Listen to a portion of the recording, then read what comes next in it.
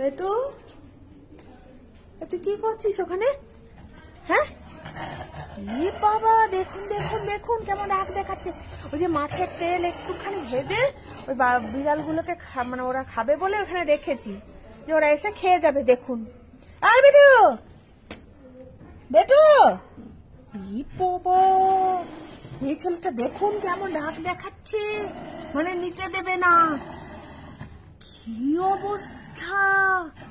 হ্যাঁ দে, কি হলো? ওটা বিড়ালের জন্য রেখেছি। হ্যাঁ বেটু, মাছের তেল খাবি না, শরীর খারাপ করবে। বাবা দেখেছেন কেমন রাগ দেখাচ্ছে আমাকে। দে, ও বুঝে গেছে যে ওটা মা খেতে দেবে না। এই বেটু বেটু, ভগবান, হ্যাঁ খেতে পারবি, আমি জানি তো তুই মাছের তেল খাবি না। হ্যাঁ ব্যাস, ঠিক হয়েছে ঠিক হয়েছে।